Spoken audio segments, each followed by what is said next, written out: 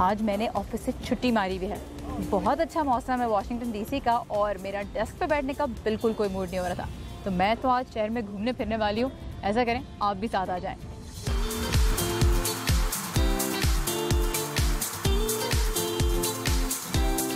Hello and welcome to जिंदगी 360। मैं हूँ आपकी होस्ट सारा जमान और आज हम वाशिंगटन डीसी की ऐसी बहुत सी जगहों की सैर करेंगे जिन्हें देखने लोग दूर दूर से आते हैं। मेरे पीछे कैपिटल की बिल्डिंग है, अमेरिकी कांग्रेस बैठती है यहाँ पे और आपने बहुत मर्तबा ये बिल्डिंग खबरों में देखी होगी।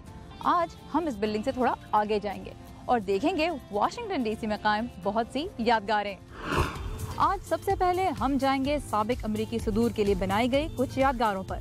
फिर देखेंगे कि अमेरिकी अपने फौजियों को किस तरह खिराज तहसीन पेश करते हैं और आखिर में आपको दिखाएंगे कि अमेरिका में नस्ल परस्ती के खिलाफ आवाज उठाने वालों की याद को किस तरह अमर कर दिया गया है। अमेरिका के पहले सदर जॉर्ज वाशिंगटन की यादगार इस शहर में दूर दूर से नजर आती है और यहाँ इससे ज्यादा बुलंद इमारत बनाने की इजाजत भी नहीं है। देखने में तो ये काफी सादा सी बिल्डिंग है, लेकिन सियासी गैर यकीनी, फंड की कमी और खाना जंगी की वजह से इसे मुकम्मल होने में 36 साल लग गए। यहाँ से थोड़ी सी दूर जाएं तो आपको अमेरिका के तीसरे सदर थॉमस जेफरसन की यादगार मिलेगी, जहाँ पे उनका 19 फुट ऊंचा 10,000 पाउंड वजनी कांसी का मुजस्समा खड़ा है। और मुझे यहीं से नजर आ रही है अमेरिका के 16वें सदर अब्राहम लिंकन की यादगार, जहां उनका भी 19 फुट ऊंचा लेकिन मार्बल का बना मुजस्समा मौजूद है, जिसे देख के लोग हैरत ज़दा हो जाते हैं। तो हम चाहें तो ये सब यादगारें पैदल चलकर देख सकते हैं, लेकिन क्यों ना ये काम वर्दा खलील से करवाएं।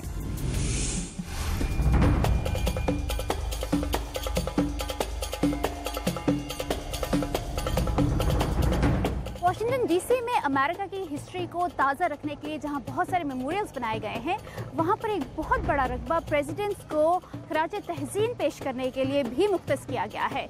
आज हम आपको अमेरिका के नुमाया और बड़े सदूर के मेमोरियल्स पर लेके जाएंगे और इस मकसद के लिए हमने खिदमात हासिल की हैं वाशिंगटन डीसी के एक मकामी स्कूल के तालिबात की। हमारे साथ होंगी कायला, जोआना एंड टेलर। वो हमें बताएंगे कि आखिर ये सदूर कौन थे और उन्हें अमेरिका को एक अजीम कौम बनाने के लिए क्या खिदमत सर अंजाम दी। ये है वाशिंगटन मेमोरियल, जो अमेरिका के पहले सदर जॉर्ज वाशिंगटन की याद में तामीर किया गया।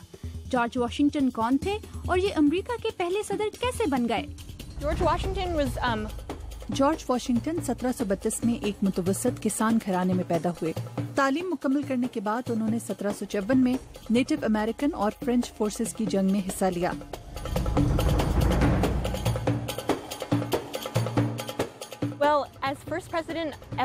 अमेरिका के पहले सदर के तौर पर उन्होंने कई मिसालें कायम की। मिसाल के तौर पर सिर्फ 2 मुद्दतों के लिए सदर के ओहदे पर कायम रहने की रिवायत भी उन्होंने कायम की। हमने वाशिंगटन डीसी में कई यादगारें देखी हैं, लेकिन ये यादगार बहुत ही मुख्तलिफ है। इसकी क्या वजह है? वाशिंगटन मॉन्यूमेंट मिस्र में कायम सतूनों से मुतासर होकर बनाया गया। इसे 2 मरहलों में बनाया गया, जिसकी तामीर 1884 में मुकम्मल हुई और जब ये तैयार हुआ तो उस वक्त ये दुनिया की सबसे बुलंद इमारत थी। इसकी लंबाई 550 फीट से कुछ ज्यादा है, जो अमेरिका की बुनियाद रखने वाले अजीम लोगों की अक्कासी करता है। इससे हटकर के जॉर्ज वाशिंगटन अमेरिका के बानी सदर थे। आज की नौजवान अमेरिकी नस्ल उन्हें किस तरह से देखती है? उनकी शख्सियत बहुत मुतासिर कुन है, क्योंकि वाशिंगटन एक इंतहाई इंसाफ पसंद इंसान थे और उनकी अखलाकियात बहुत आला थीं और उन्हें अपनी जिम्मेदारियों का बहुत एहसास था। मेरे लिए उनकी शख्सियत आज़ादी और इज्जत का निशान है।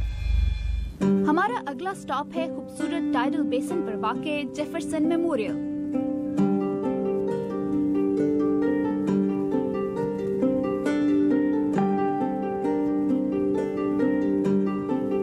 प्रेसिडेंट जेफरसन से तारुफ के लिए हमारी मदद की तारीख की तालिबा जोहाना ने।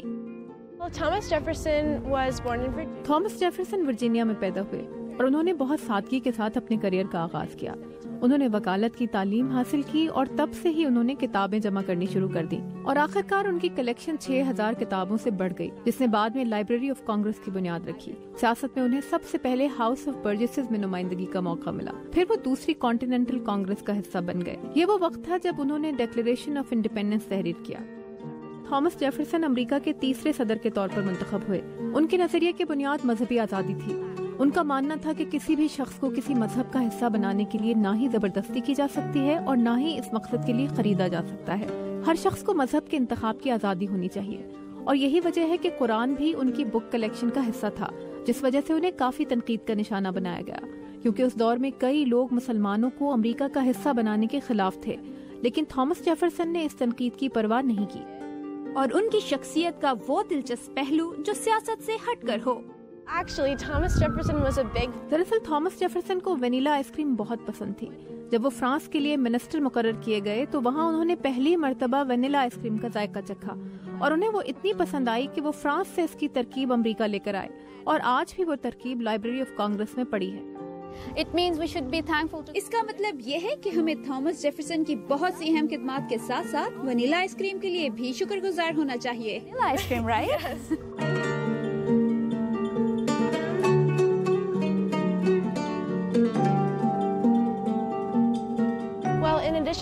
एक सियासतदान होने के साथ साथ जेफरसन को फन तामीर में काफी दिलचस्पी थी। वो अपने दौरे रोम के दौरान पैंथियम ऑफ रोम से मुतासिर होकर आए, लिहाजा ये मेमोरियल भी पैंथियम की तर्ज पर बनाया गया है और इसकी दीवारों पर सदर जेफरसन के यादगार अक़वाल नक्श हैं और इसमें मौजूद मुजस्समा उनकी शख्सियत के सियासी और फलसफियाना पहलू की अक्कासी करता है। उनकी शख्सियत के कई और पहलू भी थे जो मुझे ये सबक देते हैं कि हमें अपनी शख्सियत के सिर्फ एक पहलू पर तवज्जो नहीं देनी चाहिए। आप एक वक्त में कई मैदान मार सकते हैं।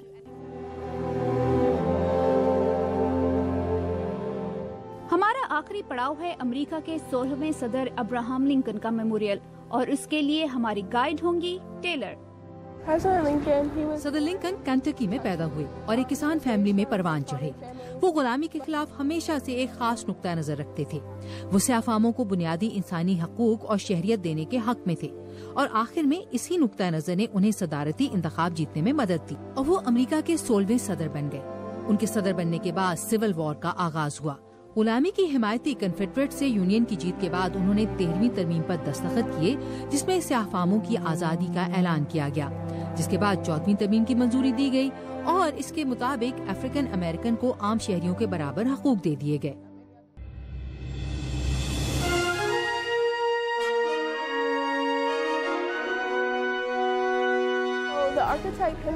इस इमारत के आर्किटेक्ट हेनरी बेकन क्लासिकल यूनानी फन तामीर से मुतासिर थे, लिहाजा उन्होंने इसे पार्थेनन की इमारत से मुशाबहत रखता हुआ तामीर किया और यूनान के पार्थेनन को जमहूरियत और अकल की देवी के नाम पर तामीर किया गया था। चूँकि अब्राहम लिंकन जमहूरियत के लिए लड़ रहे थे, लिहाजा इसको भी पार्थेनन की तर्ज पर तैयार करने का फैसला किया गया। मैं देख सकती हूँ कि आप प्रेसिडेंट लिंकन से बहुत मुतासिर हैं। एक नौजवान होने की हैसियत से उनकी लेगेसी कितनी अहमियत रखती है। एक अफ्रीकन अमेरिकन होने की हैसियत से मैं कहूँगी कि हालांकि लोग गुलामी के खात्मे के हवाले से प्रेसिडेंट लिंकन से मुतासिर हैं, लेकिन मेरे लिए ये अहम है कि उन्होंने ऐसे मकसद के लिए इंतहाई मेहनत की जिसमें उन्हें आधे से ज्यादा अमेरिका की मुखालफत का सामना था और इस मुखालफत के बावजूद वो अपने मकसद पर डटे रहे। मैंने ये सीखा है कि अगर अपने मकसद में लोगों की मुखालफत का सामना हो, लेकिन आप अपने मकसद के हुसूल के लिए डटे रहें, तो एक न एक दिन आप जरूर तब्दीली ला सकते हैं। ब्रेक के बाद चलेंगे उन फौजियों की यादगारों पर जिन्होंने अमेरिका के लिए अपनी जान दी।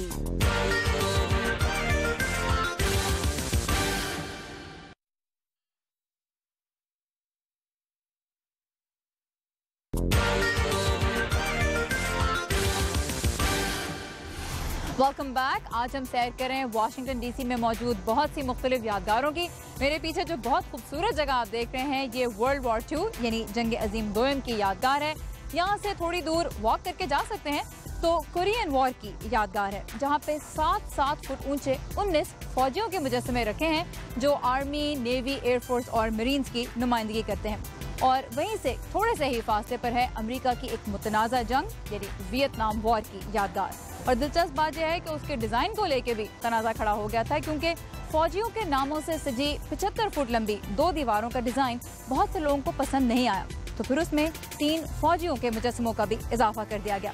तो जब लोग इन मेमोरियल्स को देखने आते हैं तो उनके साथ तस्वीरें तो लेते ही हैं, लेकिन इन्हें देखकर उनके जहन में क्या ख्यालात पैदा होते हैं, यही जानने की कोशिश की है ताबिंदा नईम ने।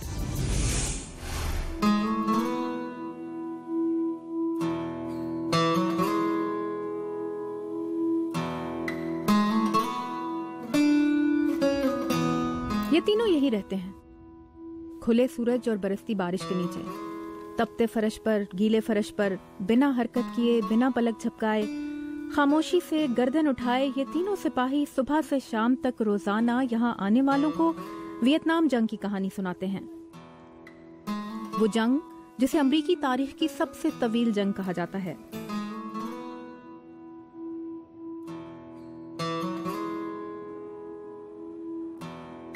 खैर, जंग तो एक दिन की भी लंबी लगती है, लेकिन वियतनाम जंग ने पहली मर्तबा अमरीकी अवाम को उकसाया कि वो खुलकर जंग के लिए अपनी नाराजगी का इजहार करें।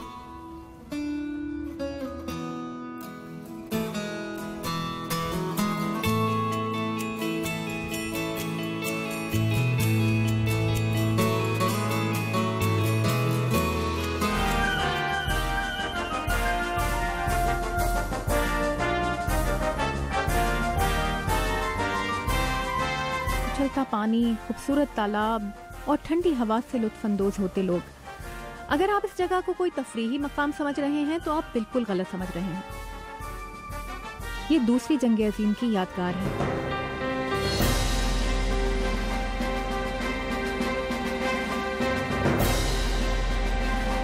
इसके गिर्द घेरा डालकर खड़े सतूनों पर अमेरिका की मुख्तलिफ रियासतों के नाम लिखे हैं। रियासतें जिनके सिपाही और अवाम आज की मॉडर्न दुनिया की बुनियाद कहलाने वाली दूसरी आलमी जंग में हलाक या जख्मी हुए थे।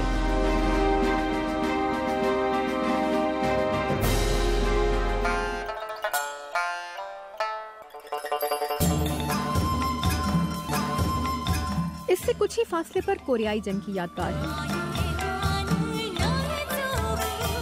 जिसमें हिस्सा लेने वाले 2500 अमरीकी सिपाहियों की तस्वीरें काले ग्रेनाइट की इस दीवार पर गड़ी हैं। स्टेनलेस स्टील के 19 मुजस्समे सारा जंगी साजो सामान और हथियार पहनकर तैयार खड़े हैं। My great-grandfather, he fought in the Korean War. मेरे परदादा कोरिया की जंग में लड़े थे। ये यादगार मुझे उनकी याद दिलाती है। And help us be safe.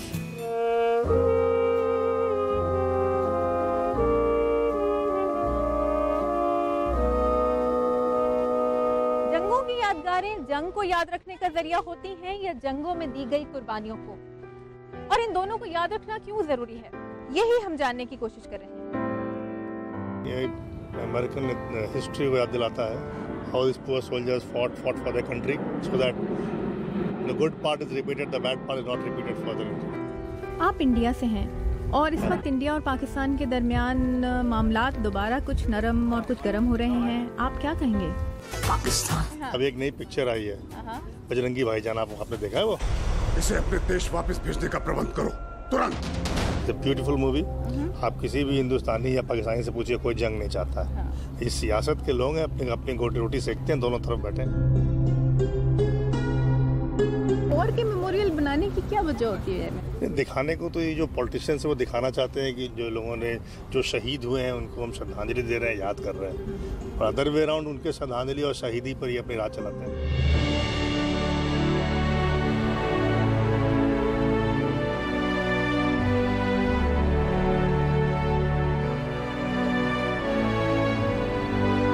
10 साल 10 महीने और 11 दिन तक अमरीकी फौज में रहने के बाद उसे छोड़ देने वाले जेम्स गिफर्ड आज भी वियतनाम की जंग को गैर जरूरी जंग नहीं समझते। 1970 की दिहाई में ये बहुत ही मुश्किल वक्त था। वियतनाम जंग में हिस्सा लेने वाले फौजियों के खिलाफ बहुत नफरत पैदा हो गई थी, इसलिए मैंने फैसला किया कि मैं फौज छोड़ दूं। क्या आपको कोई अफसोस है? मुझे कोई अफसोस नहीं। कई लोग इसे गैर जरूरी जंग समझते थे, लेकिन मुझे कभी ऐसा नहीं लगा।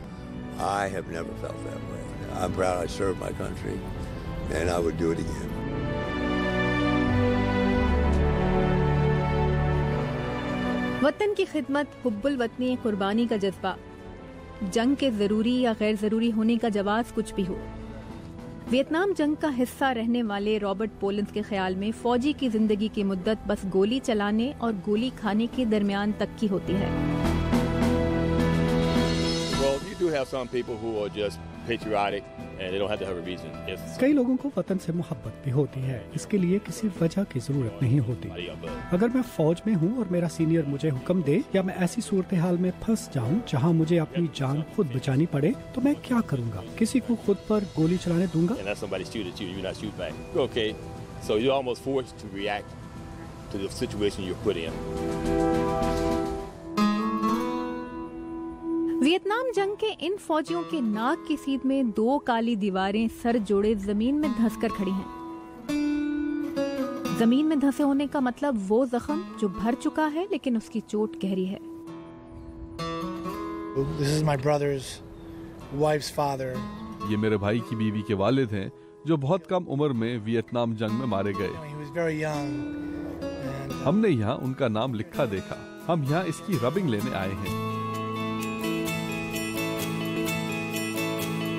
इन दीवारों पर 58,000 फौजियों के नाम हैं जो या तो मारे गए या लापता हो गए।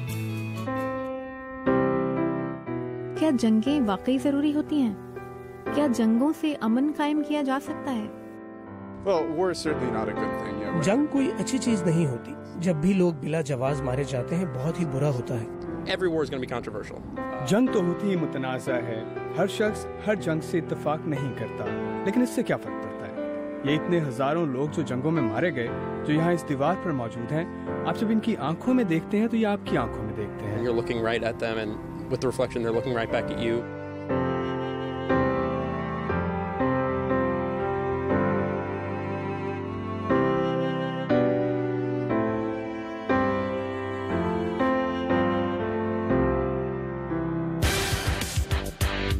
अमेरिका में स्याह फामों के हुकूक के लिए चलने वाली तवील तहरीक को इस शहर में किस तरह याद रखा जा रहा है, ये देखेंगे इस ब्रेक के बाद।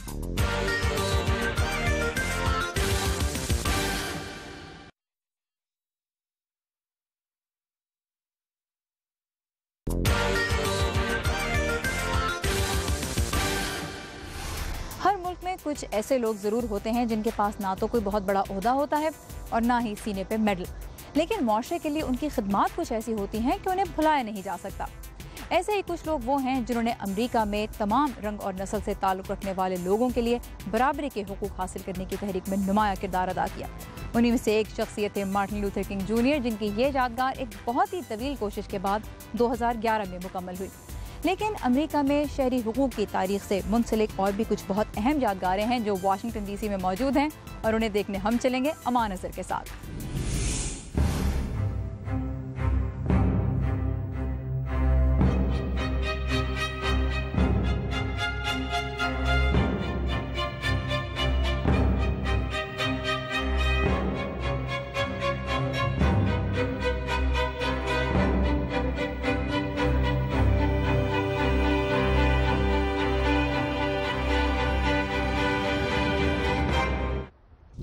वाशिंगटन DC में मौजूद ये यादगारें अमेरिका में मसावात और इंसानी हकूक़ के लिए की जाने वाली जद्दोजहद की ज़िंदा मिसालें हैं।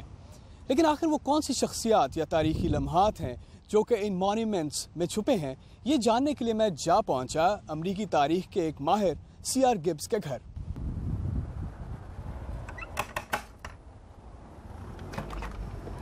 Hi. Mr. C.R. Gibbs. Yes, indeed. But this is Aman Azhar from Voice of America. How do you do today? Pleasure to meet you. This is the site of two.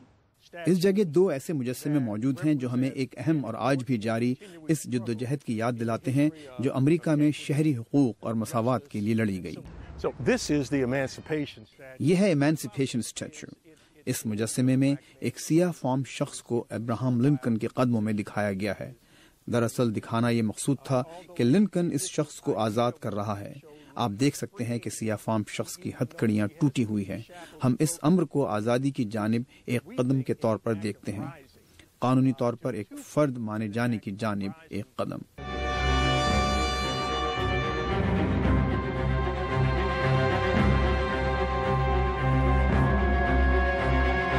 Straight ahead of us is a 17-foot और अब हमारे ऐन सामने 17 foot का मुजस्समा है जिसे sculptor Robert Berks ने एक सियाह farm खातून Mary McLeod Bethune के एजाज में बनाया था।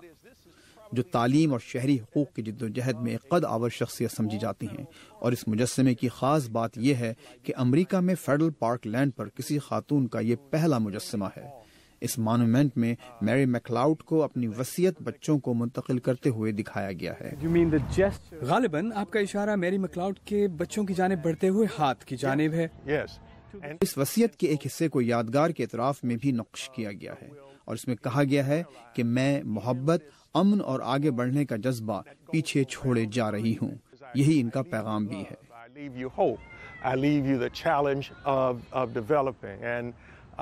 This is an important part of her task.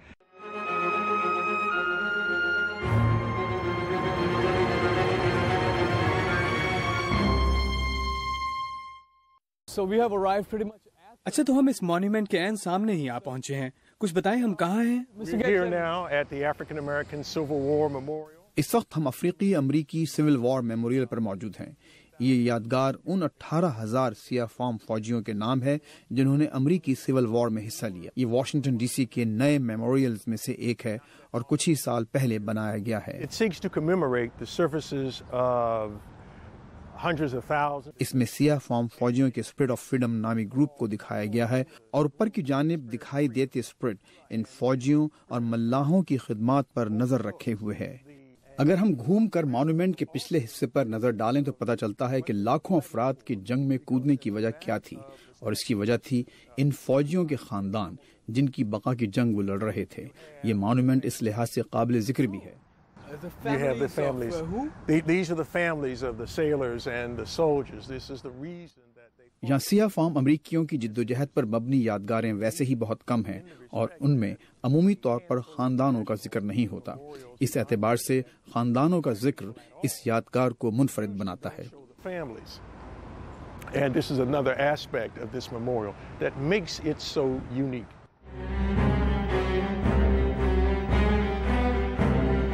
और फिर हम सिविल वॉर मेमोरियल को पीछे छोड़कर गुफ्तगू करते पहुंचे वाशिंगटन के मशहूर Martin Luther king junior memorial, जिसे किंग मेमोरियल भी कहा जाता है। Would you explain a little bit? जरा बताइए ये मेमोरियल किस बात की अक्कासी करता है? Well, the primary focus is the stone. इस यादगार का बुनियादी उनसर ये पत्थर है जिसे उम्मीद का पत्थर कहा जाता है। ये यादगार एक ऐसी कदावर शख्सियत के बारे में है जिसने शुरू ही से बेपनाह चैलेंजेस का डट कर मुकाबला किया और दुनिया भर के लिए मशअले राह बनकर दिखाया। Obstacles early in life, how they can come and make a contribution to themselves and to the world as well. और आप देखें मार्टिन लूथर किंग कैसे इस पत्थर में से बाहर आते दिखाई दे रहे हैं जो कि उम्मीद का पत्थर है, और वो इस उम्मीद में से एक ऐसे देवकामत शख्सियत के तौर पर वाजे हो रहे हैं जो इस उम्मीद की अहमियत को समझता भी है और इस हवाले से आज और मुस्तकबिल की नस्लों के लिए जिंदा मिसाल भी है। Not only for his generation, but for generations to come. Well, I also want to ask you, तो मैं आपसे ये भी पूछता चलूं कि ये यादगारें आज के अमेरिका के लिए क्या मायने रखती हैं? The United States. अगर और कुछ नहीं तो कम से कम ये यादगारें आज की नौजवान नस्लों को ये बावर कराती हैं कि इस पैगाम को आगे लेकर चलें जो उनसे पहले की जनरेशंस ने उनके हवाले की हैं। By the current generation.